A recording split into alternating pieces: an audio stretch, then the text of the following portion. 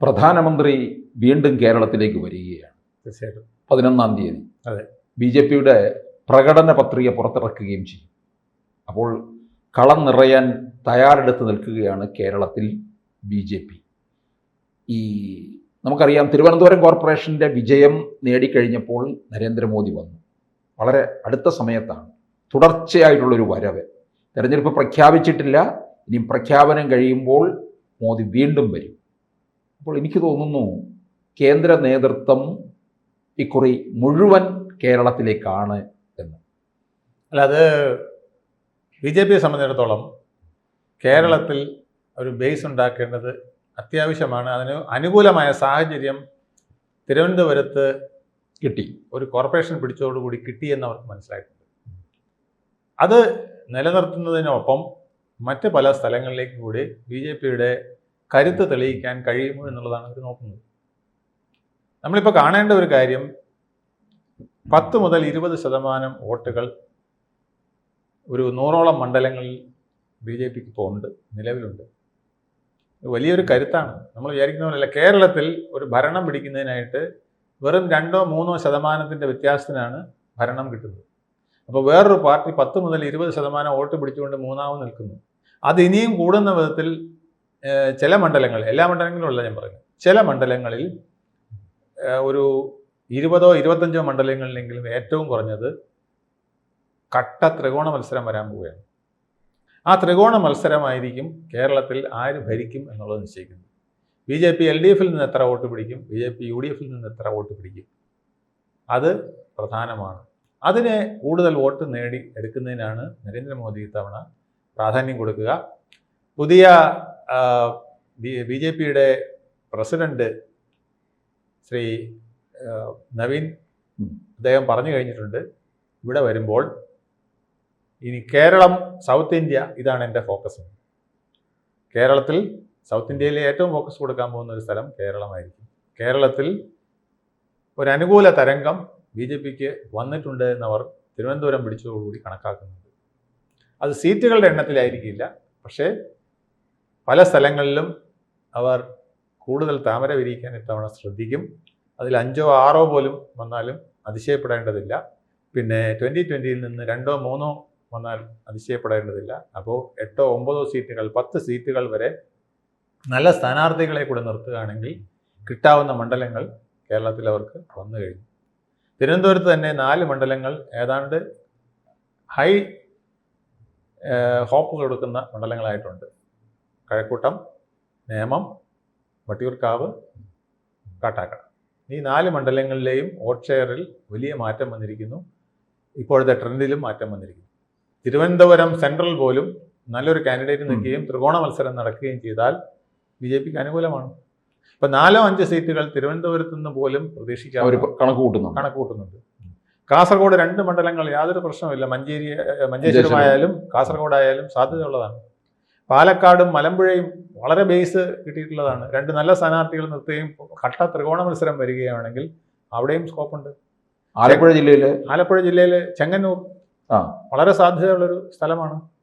അപ്പം ഇങ്ങനെ പല മണ്ഡലങ്ങൾ നോക്കുമ്പോൾ, കൊല്ലം ജില്ലയിൽ ചാത്തന്നൂര് ഇപ്പോൾ പൊതുവെ ഒരു ഇതാണെങ്കിലും അവിടെ ഒരു ത്രികോണ മത്സരം വരികയും ക്രിസ്ത്യൻ വോട്ടുകളിൽ കൂടെ അവിടെ ചെറിയൊരു ഭാഗം ക്രിസ്ത്യൻ വോട്ടുകൾ പലപ്പോഴും അവിടെ മാറിപ്പോകാറുണ്ട്. അല്ല, എന്തിന് ഈ പാല, അതുപോലെ തന്നെ പൂഞ്ഞാറ്, കാഞ്ഞിരപ്പള്ളി അത് ഒരു സ്കോപ്പ് നൽകുന്ന ഒരു പ്രദേശമാണ്. അതിൽ 1-2 സീറ്റുകൾ പ്രതീക്ഷിക്കാവുന്നതാണ്. 3 സീറ്റുകളിലും കടുത്ത മത്സരം നടക്കുകയും അവിടെ ക്രിസ്ത്യൻ വോട്ടുകൾ ലഭിക്കുന്നതിനായിട്ട് ചില നടപടികളും പ്രഖ്യാപനങ്ങളും നരേന്ദ്രമോദിയുടെ ഭാഗത്തു നിന്ന് വന്നുകൂടായികയുമില്ല.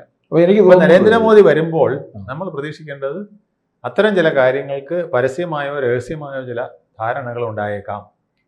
ഈ മലയോര മേഖലയ്ക്ക് എന്തെങ്കിലും പ്രഖ്യാപനം ഉണ്ടാകാൻ സാധ്യതയുണ്ട്. മൈക്രോ മൈനോറിറ്റിക്ക് ഒരു ഓഫറെങ്കിലും, ഇപ്പൊ പ്രത്യക്ഷമായിട്ടൊരു പ്രഖ്യാപനം നടത്തിയില്ലെങ്കിലും മൈക്രോ മൈനോറിറ്റി എന്നുള്ളത് കേന്ദ്ര സർക്കാരിന് ചിന്തിക്കേണ്ട ഒരു വിഷയമായിട്ട് അവർ കരുതുന്നുണ്ട്. കാരണം ഇവിടുത്തെ ഒരു മേജർ മൈനോറിറ്റി ആയിട്ട് മൈനോറിറ്റിയുടെ പല ആനുകൂല്യങ്ങളും മുസ്ലിം വിഭാഗം കൊണ്ടുപോകുന്നു. അതുകൊണ്ട് ക്രിസ്ത്യാനിക്കും ജൈനനും ബുദ്ധനും പാഴ്സിക്കും ഒന്നും പലപ്പോഴും അവർ അർഹിക്കുന്നൊന്നും കിട്ടാറില്ല എന്നുള്ളൊരു വിലയിരുത്തൽ കേന്ദ്ര ഗവൺമെൻറ് സിഖുകാർക്കുമൊക്കെ അപ്പോൾ അത് പരിഹരിക്കാൻ അവരുടെ മനസ്സിൽ എന്തൊക്കെയോ ഉണ്ട്. അത് ചിലപ്പോൾ ഇവിടുത്തെ ക്രിസ്ത്യൻ മേലധ്യക്ഷന്മാരുമായിട്ടും സംസാരിച്ചുകൂടായില്ല. 2020 അതിനൊരു പാലമായിട്ട് സാബു എം ജേക്കബ് അതിനു വേണ്ടി നിൽക്കുന്നുണ്ട്.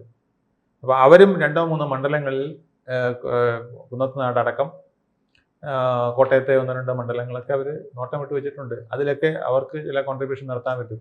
നമ്മൾ നേരത്തെ പറഞ്ഞ ഈ പാല, കടുത്തുരുത്തി അതുപോലത്തെ ഒരു പ്രധാനപ്പെട്ട മണ്ഡലമാണ് കേട്ടോ. പാല, കടുത്തുരുത്തി, കാഞ്ഞിരപ്പള്ളി, പൂഞ്ഞാറ്, ഈ 4 മണ്ഡലങ്ങൾ അവർ അതുപോലെ ഫോക്കസ് ചെയ്യുന്നൊരു സ്ഥലമാണ്. കുന്നത്തുനാട് കൂടാതെ ഇത് മാത്രമല്ല, വളരെ പ്രധാനപ്പെട്ട ചില മണ്ഡലങ്ങളിൽ BJP 2ാം സ്ഥാനത്ത് വരും. BJP 2ാം സ്ഥാനത്ത് വരുന്നത് ആർക്ക് ദോഷമാകും എന്നുള്ളത് വളരെ അറിയേണ്ട കാര്യമാണ്. BJP 2ാം സ്ഥാനത്ത് വരുന്നതെന്ന് പറഞ്ഞാൽ ഒന്നുകിൽ കോൺഗ്രസ് അവിടെ 3ാം സ്ഥാനത്ത് പോകും, അല്ലെങ്കിൽ CPM 3ാം സ്ഥാനത്ത് പോകും. ഇത് അവരുടെ 3ാം സ്ഥാനത്ത് വിട്ട ചരിത്രം വട്ടിയൂർക്കാവിനുണ്ട്. വട്ടിയൂർക്കാവ് മാത്രമല്ല, ഇത്തവണത്തെ തെരഞ്ഞെടുപ്പിൽ നിങ്ങൾ നോക്കിയോ, വിജയിക്കുന്നതിനേക്കാൾ കൂടുതൽ സീറ്റുകളിൽ BJP 2ാം സ്ഥാനത്ത് വരും. അതാണ് ഈ ഇലക്ഷൻ്റെ ഒരു പ്രത്യേകത. അത് കനകോലു ഉൾപ്പെടെയുള്ളവർ കണക്ക് കൂട്ടിയിട്ടുണ്ട്, അവർക്കതറിയാം. അതുകൊണ്ടാണ് ഈ വല്ലാത്ത ആശങ്കയിലും ഇല്ലാത്ത ഖജനാവിൽ നിന്ന് വലിയ സൗജന്യങ്ങളൊക്കെ അവർ വാഗ്ദാനം ചെയ്യാൻ കാരണം അതാണ്.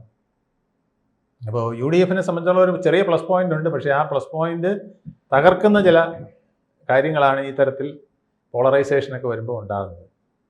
ഇന്ന് UDFനെ സംബന്ധിച്ചിടത്തോളം ഒരു മാസ് ക്യാമ്പയിനർ ഇല്ല. രാഹുൽ ഗാന്ധി വന്നിട്ട് പറയുന്നത് ഒരു വികസന ജാഥ വരികയാണ്. നിങ്ങളൊന്ന് ആലോചിച്ച് നോക്ക്. ഒരു വലിയ വികസന ജാഥ വന്ന് നിൽക്കുമ്പോൾ അതിൻ്റെ ഗ്രാൻഡ് ഗാല പരിപാടി നടക്കുമ്പം അതിൻ്റെ ഏറ്റവും ടോപ്പായിട്ടുള്ള ആൾ എന്ന് പറയുകയാണ്, ഇവിടെ ഗ്രൂപ്പ് ഡാൻസിന് പകരം ഒരുപാട് പേര് സിംഗിൾ ഡാൻസ് കളിച്ചുകൊണ്ടിരിക്കുകയാണ്, ഇത് ജനങ്ങൾക്ക് അത്ര ഇഷ്ടമല്ല, അതുകൊണ്ട് ജനങ്ങൾ പറയുകയാണ് സിംഗിൾ ഡാൻസ് നടന്നുകൊണ്ടിരിക്കുകയാണെങ്കിൽ ഞങ്ങൾ വോട്ട് ചെയ്യില്ല, ഗ്രൂപ്പ് ഡാൻസ് ഒത്തു കളിച്ചാലേ നടത്തുള്ളൂ. ഇത് അദ്ദേഹം രഹസ്യമായിട്ട് പറയേണ്ടതല്ലേ? പരസ്യമായിട്ട് അദ്ദേഹം അങ്ങനെ ഒരു വേദിയിൽ പറയുമ്പോൾ അത് അണികളിൽ എത്രത്തോളം നിരാശ ഉണ്ടാക്കും, പ്രത്യേകിച്ച് ഈ ജാഥ നയിച്ചുകൊണ്ട് വന്ന നേതാക്കളിൽ എത്ര നിരാശ ഉണ്ടാക്കും എന്നുള്ളത് നമുക്ക് ഊഹിക്കാമല്ലോ. അപ്പോൾ ഇതുപോലെ ചില അബദ്ധങ്ങൾ അദ്ദേഹത്തിൻ്റെ ഭാഗത്തു നിന്നും സംഭവിക്കുന്നുണ്ട്. നല്ലൊരു ക്യാമ്പയിനർ UDFനില്ല ഇപ്പോൾ ദേശീയ തലത്തിൽ നിന്ന്. അതേസമയം BJPക്ക് നരേന്ദ്രമോദി വരുന്നു, അതിന് പുറമെ ഒരു ഡസനോളം പ്രമുഖ നേതാക്കൾ അവർക്ക് ക്യാമ്പയിൻ ചെയ്യാനായിട്ട് വരും.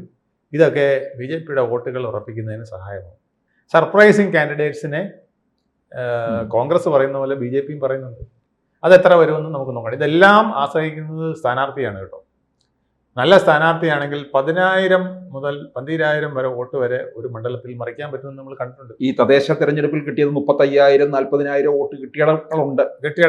40,000 അല്ല, 45,000 കിട്ടിയ സ്ഥലമുണ്ടല്ലോ. 45,000 കിട്ടിയത് 40,000 കിട്ടിയെടുത്ത് ഒരു 10,000-നും 15,000-നും ഇടയ്ക്ക് വോട്ട് കൂടുതൽ പിടിക്കാൻ പറ്റുന്ന ഒരു സ്ഥാനാർത്ഥി വന്നാൽ തീർച്ചയായിട്ടും അവിടെ പിക്ചർ മറിയും. അത് ഒന്നാമത് വന്നാൽ താമര വിരിയും, രണ്ടാമത് വന്നാൽ LDFനോ UDFനോ കനത്ത നഷ്ടവും ഈ ഇലക്ഷനിൽ ഉണ്ടാവും. അങ്ങനെ ഉണ്ടാകുന്ന നഷ്ടം ആർക്ക് എത്ര എന്നുള്ളത് നമ്മൾ കൗണ്ട് ചെയ്യുമ്പോഴാണ് അടുത്ത വിജയം പ്രവചനാതീതം എന്ന് പറയുന്ന അവസ്ഥയിലേക്ക് നിൽക്കുന്നത്. അവിടെ BJPയുടെ 6-7 പേര് ജയിച്ചു വന്നാൽ പോലും അത് വളരെ നിർണായകമാകും. അവരിപ്പോൾ കണക്ക് കൂട്ടുന്നത് ഒരു 10 പേരുടെ അടുപ്പിച്ചെങ്കിലും 10 അല്ലെങ്കിൽ അതിനടുപ്പിച്ചെങ്കിലും അവർക്ക് വിജയം ഉണ്ടാകുമെന്നുള്ളതാണ്. BJP പ്ലസ് 2020 രണ്ടും കൂടെ ചേർത്ത് ഘടകകക്ഷികളുടെയും അവരുടെയും കൂടെ ചേർത്ത് NDAക്ക് അത്രയും സീറ്റുകൾ പിടിക്കാൻ കഴിഞ്ഞാൽ തീർച്ചയായിട്ടും അടുത്ത റിസൾട്ട് പ്രവചനാതീതമാണ്. കൂടുതൽ വാർത്തകളും വിശേഷങ്ങളും നിങ്ങളിലേക്ക് എത്താൻ ABC മലയാളം സബ്സ്ക്രൈബ് ചെയ്യുക, ബെൽ ബട്ടണും അമർത്തുക.